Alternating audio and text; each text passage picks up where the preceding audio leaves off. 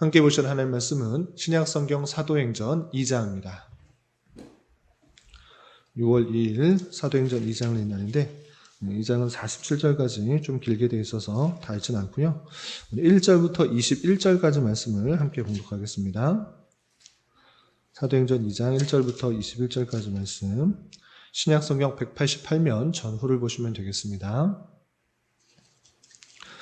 1절부터 함께 봉독합니다.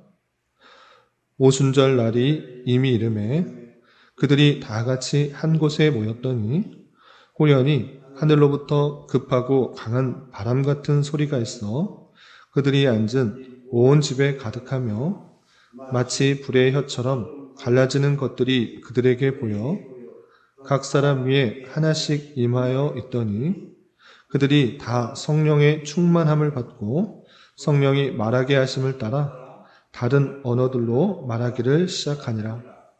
그때 경건한 유대인들이 천하 각국으로부터 와서 예루살렘에 머물러 있더니 이 소리가 나매 큰 무리가 모여 각각 자기의 방언으로 제자들이 말하는 것을 듣고 소동하여 다 놀라 신기하게 여겨 이르되 보라, 이 말하는 사람들이 다 갈릴리 사람이 아니냐?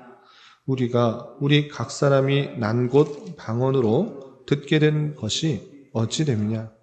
우리는 바데인과 메데인과 엘람인과 또 메소보다미아, 유대와 갑바도기아, 본도와 아시아, 부르기아와 밤빌리아, 애굽과 및 구레네에 가까운 리비아 여러 지방에 사는 사람들과 로마로부터 온 나그네 곧 유대인과 유대교에 들어온 사람들과 그레데인과 아라비아인들이라. 우리가 다 우리 각 언어로 하나님의 큰 일을 말함을 듣는다 하고 다 놀라며 당황하여 서로 이르되 이 어찌 된 일이냐 하며 또 어떤 이들은 조롱하여 이르되 그들이 새 술에 취하였다 하더라. 베드로가 11사도와 함께 서서 소리를 높여 이르되 유대인들과 예루살렘에 사는 모든 사람들아, 이 일을 너희로 알게 할 것이니 내 말에 귀를 기울이라. 때가 제3시니 너희 생각과 같이 이 사람들이 취한 것이 아니니라. 이는 곧 선지자 요엘을 통하여 말씀하신 것이니 일러스되 하나님이 말씀하시기를 말세에 내가 내 영을 모든 육체에 부어주리니 너희 자녀들은 예언할 것이요 너희의 젊은이들은 환상을 보고 너희의 늙은이들은 꿈을 꾸리라. 그때 내가 내 영을 내 남종과 여종들에게 부어주리니 그들이 예언할 것이요 또 내가 위로 하늘에서는 기사를 아래로 땅에서는 징조를 베풀리니 곧 피와 불과 연기로다. 주의 크고 영화로운 날이 이르기 전에 해가 변하여 어두워지고 달이 변하여 피가 되리라. 누구든지 주의 이름을 부르는 자는 구원을 받으리라 하였느니라. 아멘. 네, 감사합니다. 오늘 함께 살펴볼 하나님의 말씀은 사도행전 2장입니다. 우리가 어제 살펴봤던 사도행전 1장에서는 예수님께서 부활하시고 40일 동안 자신의 부활을 많은 사람들에게 확실하게 증명하시고 또 사도들에게 마지막 분부한 말씀들을 살펴볼 수 있었습니다. 너희가 떠나지 말고 예루살렘을 떠나지 말고 약속하신 것을 기다리라. 요한은 물로 세례를 베풀었으나 너희들은 몇 날이 되지 못하여 성령으로 세례를 받을 것이다 라고 말씀하셨을 뿐만 아니라 승천하시기 전에 다시 한번 너희가 성령을 받으면 권능을 받고 예루살렘과 온 유대와 사마리아와 땅끝까지 이르러 내 증인이 될 것이다 라고 성령의 사역들을 알려주면서 승천한 말씀을 살펴볼 수 있었습니다. 그리고 이어지는 2장에서는 그 약속하신 성령이 오순절날 임하게 되는 그 사건에 대해서 다루고 있는데 어떤 일들이 있었고 이걸 통해서 교훈받아야 될 것이 무엇인지 생각해 보도록 하겠습니다.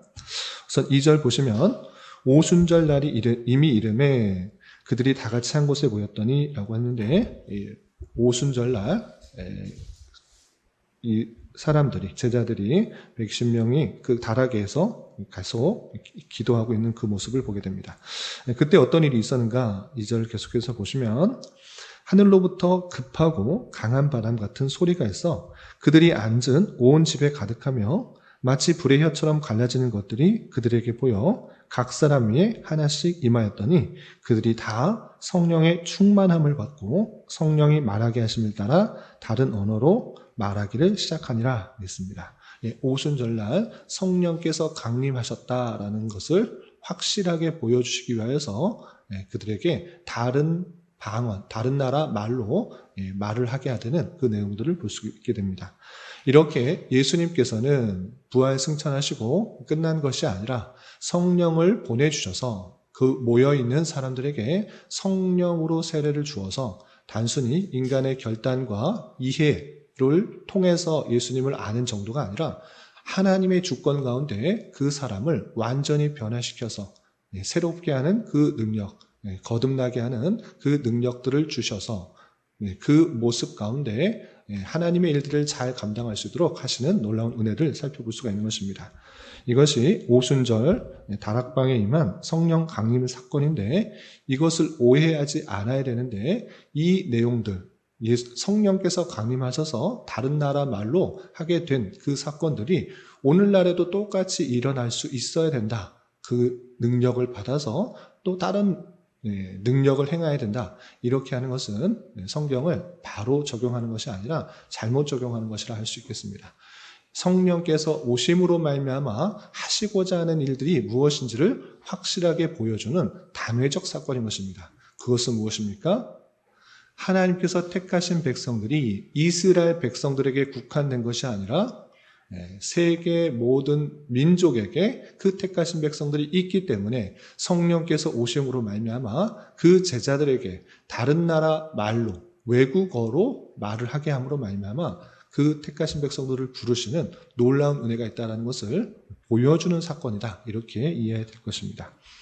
그런데 이렇게 그 모여있는 사람들이 성령의 충만함을 받아 다른 언어로 말하기를 시작할 때 거기에 모여든 오순절이 있기 때문에 경건한 사람들이 다 오순절날 또 절기를 지키기 위하여 이곳저곳에서 모여오게 됐던 것입니다. 그래서 5절 보시면 그때 경건한 유대인들이 천하 각국으로부터 와서 예루살렘에 머물러 있더니 오순절을 지키기 위해서 그 근처에 있는 사람뿐만 아니라 천하 각국 로마에 의해서 다 뿔뿔이 흩어져 있는 디아스포라 유대인들이 그 오순절을 지키기 위해서 예루살렘으로 모여들었는데 그 모여있는 그 모습 속에서 그 갈릴리 사람들이 예수님의 제자라는 사람들이 다 다른 나라의 말로 하는 것을 보게 되는 것입니다. 그래서 어떻게 하는가? 다 놀라는 것입니다. 7절 보시면 다 놀라 신기하게 여겨 이르되 보라 이 말하는 사람들이 다 갈릴리 사람이 아니냐. 우리 각 사람이 난 곳 방언으로 듣게 되는 것이 어찌 됨이냐라고 하면서 우리는 각국에서 태어나서 그 나라 사람들의 말을 하고 있는데 여기서 와보니 갈릴리에서만 살았던 사람들이 각국에서 나오는 그 말들을 하는 그 모습들을 신기하게 바라본 것입니다. 이렇게 오순절날 성령 강림으로 말미암아 그 제자들, 다락방에 모였던 제자들이 했던 그 방언은 우리가 알아듣지 못하는 방언이 아니라 이방 사람들이 다 알아들을 수 있는 외국어라는 것을 우리는 확인하게 되는 것입니다. 그래서 우리가 어떤 사람인가? 바데인, 메다인, 알라민, 메소포타미아, 유대, 갑바도기아, 본도, 아시아, 부르기라, 밤빌라, 애굽, 구레네, 리비아 등등등 여러 곳에서 태어나서 우리가 그 나라 말을 하고 있는데 그 나라 사람 말들을 다 하고 있다라는 것을 보고 상당히 놀라고 하는 것입니다. 그래서 12절 보시면 다 놀라 당황하여 서로 이르되 이 어찌된 일이냐라고 하면서 어떻게 이 사람들이 다른 나라 말을 너무나 자연스럽게 할까라고 놀라는 것입니다. 그런데 그 모여있는 사람들이 놀라는데 그치지 않고 그 사람들이 취했다라고 비방하는 사람도 있었던 것입니다. 그래서 13절 보시면 또 어떤 이들은 조롱하여 이르되 그들이 새 술에 취하였다 하더라 라고 하면서 술 취해서 저런 말 하는 것이다. 제정신이 아니라 도저히 저런 일이 있을 수 없다라고 조롱하는 사람들도 있었던 것입니다. 이런 모습 가운데 있자 베드로가 이 모든 사실에 대해서, 이 모든 현상에 대해서 자세하게 풀어주는 일을 감당합니다. 그래서 14절에 베드로가 나타나서 이렇게 정리를 합니다. 14절 보시면 베드로가 11사도와 함께 서서 소리를 높여 이르되 유대인들과 예루살렘에 사는 모든 사람들아 이 일을 너희로 알게 한 것이니 내 말에 귀를 기울이라 라고 하면서 그 사람들이 조롱하고 또 희한하게 생각하는 것을 정리하는 것입니다. 어떻게 하는가? 15절 보시면 때가 제3시니 여기서 3시라는 것은 6시를 기준으로 유대인들이 생각하는 시는 오늘날과 달라서 해가 뜨는 6시가 제1시가 되는 것입니다. 제3시라는 것은 9시니 오전 9시니 너희 생각과 같이 이 사람들이 취한 것이 아니다. 아침 9시에 누가 술을 먹느냐? 그런 일이 있을 수 없다. 그러니 술 취한 것이 아니다 라고 먼저 변호를 한 이후에 이것이 어떤 이유 때문에 나오는지 성경 말씀을 근거하여서 설명합니다. 16절 이는 곧 선지자 요엘을 통하여 말씀하신 것이니 일러스되 요엘 선지자를 통해서 이미 구약시대에 말세에 어떤 일이 있을 것인지 확실히 알려주었다라고 하면서 성경 말씀을 근거하여서 지금 일어난 현상에 대해서 설명합니다. 그 요엘서에서 어떻게 표현하는가? 요엘서 2장 28절 이하 말씀을 그대로 옮겨서 설명합니다. 요엘서 2장 28절 어떻게 되어 있는가? 하나님이 말씀하시기를 말세에 내가 내 영을 모든 육체에 부어주리니 너희의 자녀들은 예언할 것이요 너희의 젊은이들은 환상을 보고 너희의 늙은이들은 꿈을 꾸리라. 그때 내가 내 영을 내 남종과 여종들에게 부어주리니 그들이 예언할 것이요 또 내가 위로 하늘에서는 기사를 아래로는 징조를 베풀리니 곧 피와 불과 연기로다. 주의 크고 영화로운 날이 이르기 전에 해가 변하여 어두워지고 달이 변하여 피가 되리라. 누구든지 주의 이름을 부르는 자는 구원을 받으리라 하였느니라 라고 말을 하고 있습니다. 지금 무슨 얘기를 하고 있는 것입니까? 지금 일어난 일이 신기한 일 것처럼 여기지 마라. 널 잘 생각해봐. 잘 생각해봐라. 구약시대 요엘 선지자가 한 말씀을 잘 생각해보라면서 그 요엘 선지자의 말을 그대로 인용하면서 그 말이 이루어졌다라는 것을 표현하고 있는 것입니다. 요엘 선지자를 통해서 하나님께서 어떤 것을 알려주셨는가? 말세에 하나님의 영을 부어주셔서 유대인들만이 아니라 누구든지 예수의 이름을 부른 자는 구원을 받게 하신 것이다. 그리고 그 일들이 있게 하기 위해서 젊은이든지 늙은이든지 또 자녀들인지 남종이든지 여종이든지 내가 영을 부어줄 것이다. 성령을 부어주셔서 유대인들에게 국한된 것이 아니라 하나님의 택하신 그 백성들에게 예수 이름을 부르게 하고 구원을 얻게 할 것이다 라고 했던 그 일이 지금 일어나고 있는 것이다. 이들은 성령을 부음을 받아 예언하고 또 환상을 보고 꿈을 꾸면서 그 일들을 말하고 있는 것이다 라고 그 모든 현상에 대해서 성경 말씀을 근거해서 잘 설명하고 있는 것입니다. 그런데 여기서 그치지 않습니다. 그냥 요엘서에 있는 내용들을 말하는 데서 그치지 않고 하나님의 뜻이 무엇인지 그리고 다윗이 말했던 그 예언들을 조목조목 들어가면서 설명하고 예수님께서 하신 그 사역들을 다시 한번 정리하면서 베드로는 그 모인 사람들에게 예수님을 믿을 것을 강력하게 선포하는 것입니다. 어떻게 표현하고 있는가 보시면 22절 23절 이스라엘 사람들아 이 말을 들으라. 너희도 아는 바와 같이 하나님께서 나사렛 예수로 큰 권능과 기사와 표적을 너희 가운데 베푸사 너희 앞에서 그를 증언하셨느니라. 그가 하나님께서 정하신 뜻과 미리 아신 대로 내준 바 되었거늘 너희가 법 없는 자들의 손을 빌려 못 박아 죽였으나 라고 하면서 하나님께서 예수 그리스도께 그 정한 뜻과 미리 아신 대로 내어주어서 죽게 한 것이다 라고 말하는데 거기서 그치지 않고 이 모든 것들이 다윗의 예언대로 다윗이 말했던 바와대로 진행된 것이다 라고 표현하고 있는 것입니다. 그 내용이 24절 이하 또 이렇게 표현하고 있습니다. 하나님께서 그를 사망의 고통에서 풀어 살리셨으니 너희들이 죽였지만 사망에 머물러 있지 않고 다시 살아났다라고 하는데, 그 죽었다 살아난 그 일들이 이미 다윗에게 예언되었다라고 표현하고 있습니다. 25절 보시면 다윗이 그를 가리켜 이르되 내가 항상 내 앞에 계신 주를 배웠으며 나로 요동하지 않게 하기 위하여 그가 내 우편에 계시도다. 그러므로 내 마음이 기뻐하였고 내 혀도 즐거워하였으며 육체도 내 안에 거하리니 라고 쭉 설명하면서 그를 죽였으나 다시 부활하실 것을 설명하고 있는 내용들을 보게 됩니다. 이렇게 그 다윗의 내용들을 설명하면서, 다윗이 했던 말을 설명하면서 30절에 뭐라고 하느냐, 그는 선지자라, 다윗은 선지자라, 하나님이 이미 맹세하사 그 자손 중에서 한 사람을 그 위에 앉게 하리라 하심을 알고 미리 본고로 그리스도의 부활을 말하였다라고 말하면서 다윗이 말했던 그 내용을 쭉 설명하면서 이는 선지자다, 부활이 있을 것을 미리 알고 이야기한 것이다 라고 표현하고 있는 것입니다. 그리고 예수님께서 부활하신 그 내용들을 우리 모두가 봤다라고 하면서 그 모여있던 제자들이 증인이다라고 이렇게 표현합니다. 32절 보시면 이 예수를 하나님이 살리신지라 우리가 다 일의 증인이도다 라고 하면서 죽으셨다가 다시 살아난 그 부활의 증인이 지금 다락방에 모여있는 120명 정도의 그 사람들이 다 증인이다 라고 표현하고 있습니다.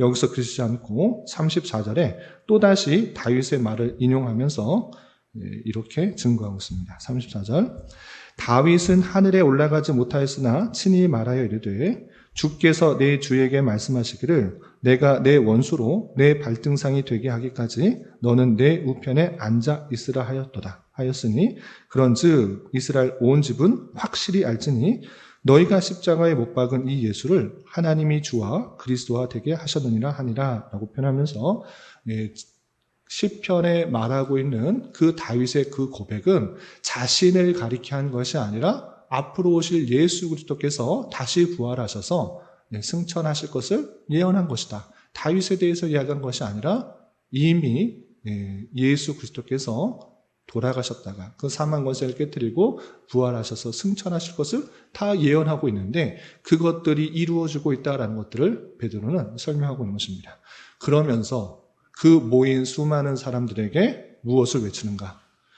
너희들이 믿어야 될 것은 구약 성경에 예언되었던 그 모든 것들이 예수 그리스도시고 예수 그리스도께서 우리를 위하여 십자가에 달려 돌아가시고 사망 권세를 깨뜨리시고 부활 승천하신 참된 구주시니 그를 믿어야 된다라는 것들을 강조하는 것입니다. 그래서 38절에 이렇게 외치고 있습니다. 38절 베드로가 이르되 너희가 회개하여 각각 예수 그리스도의 이름으로 세례를 받고 죄 사함을 받으라. 그리하면 성령의 선물을 받으리니 라고 하면서 예수를 믿고 자신의 죄를 회개하고 세례를 받으면 성령의 선물을 받을 것이니 우리가 구원을 받을 수 있다는 것들을 알려주고 설교하는 것입니다. 이 외침에 따라서 거기에 모였던 수많은 사람들이 베드로의 이 설교에 따라서 수많은 사람들이 믿게 된 것입니다. 어떻게 되는가? 41절 보시면 그 말을 받은 사람들은 세례를 받음에 이날의 신도의 수가 3,000이나 더하더라 라고 하면서 그 강력한 메시지, 정말 신기한 일들을 목격하고 또 베드로 사도가 그 모든 일들을 구약 성경의 내용들과 자신과 함께한 사람들의 증인이다라는 그 내용들을 강력하게 선포할 때 3,000명이나 더하는 놀라운 은혜가, 신도의 수가 3,000명이 더하는 그런 놀라운 은혜들이 있게 된 것입니다. 그리고 42절 이하 47절까지는 그 수많은 사람들이 회개하고 또 세례를 받으며 성도로서 성령의 충만함을 받은 가운데 어떠한 모습 가운데 드러나는지 이렇게 설명하고 있습니다. 42절 보시면 그들이 사도의 가르침을 받아 서로 교제하고 떡을 떼며 오로지 기도하기를 힘쓰니라. 많은 사람들이 세례를 받고 또 회심하며 주께로 돌아오는데 예수를 믿기 시작했는데 거기서 그치지 않고 사도의 가르침을 받아서 서로 교제하고 떡을 떼며 오로지 기도에 힘쓴다라는 모습을 보게 됩니다. 여기서도 주의할 표현이 있는데 떡을 떼며 라는 그 표현, 그냥 밥 먹었다, 떡 먹었다 이런 표현이 아닌 것입니다. 신약 성경에 떡을 뗀다라는 것은 예수님께서 제자들에게 하셨던 그 성찬을 말하는 것입니다. 떡을 떼주고 또 잔을 나누는 그 성찬을 계속적으로 시행하면서 주님께서 다시 오실 날을 기억하며 예수님께서 우리를 위하여 희생당하셨다는 것을 계속적으로 그 모임 때마다 행하였다는 것을 말하는 것입니다. 그리고 43절 보시면 사람마다 두려워하는데 사도들로 말미암아 기사와 표적이 많이 나타나느니 믿는 사람이 다 함께 있어 모든 물건을 서로 통용하고 사람들끼리 내 것이라 주장하지 않고 서로 나누어 쓰는 그 모습들이 있는 것입니다. 또 재산과 소유를 팔아 각 사람의 필요를 따라 나눠주며 날마다 마음을 같이하여 성전에 모이기를 힘쓰고 집에서 떡을 떼며, 여기서 또 떡을 떼며 라는 그 표현, 떡 먹었다 이것이 아니고 성찬을 했다라는 그런 의미입니다. 떡을 떼며 기쁨과 순전한 마음을 음식으로 먹고 하나님을 찬미하며 또 온 백성에게 칭송을 받으니 주께서 구원받는 사람을 날마다 더하게 하시니라 라고 표현하고 있습니다. 여기서도 중요한 표현이 있는데 그들이 열심히 신앙생활 잘해서 성도들이 많이 늘었다라고 표현하지 않고 어떻게 표현하고 있습니까? 하나님을 주께서 구원받는 사람을 날마다 더하게 하시니라 라고 표현하고 있습니다. 사도행전을 읽으면서 자칫 잘못 읽으면 사도들의 열심과 수고와 노력으로 열심히 전도해서 성도들이 늘었다 이렇게 생각하기 쉬운데 자세히 곳곳의 내용들을 살펴보면 그 모든 것들이 성령 하나님의 주권적인 역사다라는 것을 보게 됩니다. 그들이 예루살렘과 온 유대와 사마리아와 땅끝까지 이르러 증인이 된 것은 성령 하나님께서 그들을 사용하신 그런 역사이고 마찬가지로 택하신 백성들이 돌아오게 되는 그 모든 역사도 성령 하나님께서 그렇게 하신 역사도 우리는 확인하게 되는 것입니다. 그런데 여기서 초대교회 당시 특별히 오순절 성령 강림이 임하고 많은 사람들이 자신의 것을 자신의 것으로 주장하지 않고 더 가지려고 하는 것이 아니라 필요한 사람들 나눠주고 통용하고 그런 모습 가운데 주변 사람들이 어떻게 느꼈는가? 믿는 사람들은 다르구나. 주를 믿는 사람들은 다르구나 라고 하면서 어떻게 했다고 했습니까? 하나님을 찬미하며 온 백성에게 칭송을 받으니 그다음 사람들이 칭송하였다. 저 사람들은 정말 대단한 사람들이다 라고 말하는 가운데 주께서 날마다 믿는 사람들을 더하게 하셨다라는 그 모습들을 보게 됩니다. 이런 모습처럼 성령 세례를 받은 사람, 다시 말해서 성령께서 우리의 마음을 주관하여 주셔서 예수를 그리스도라 믿게 한 그 사람들은 마땅히 어떠한 삶을 살아가야 되는지 많은 도전을 받게 됩니다. 내 욕심과 내 정욕과 내 뜻에 따라서 살아가는 것이 아니라 더욱더 주께 기도하며 또 내 것을 너무 주장하지 않고 남의 필요한 사람들을 나눠주고 또 베푸는 사랑, 서로 섬기는 그 사랑의 모습을 보여줄 때 비로소 믿지 않는 사람들이 저 사람은 다르구나. 더 가지려고 하는 것이 아니라 더 누리려고 하는 것이 아니라 욕심내서 자기가 뛰어나려고 하는 것이 아니라 이 세상 모든 것이 없을지라도 영생을 가진 자로서 나눠줄 수 있는 사람, 사랑을 베풀 수 있는 사람, 위할 수 있는 사람이구나를 생각하면서 그들의 마음을 변화시켜 또 믿게 하시는 하나님의 놀라운 은혜가 있다는 사실들을 발견하게 되는 것입니다.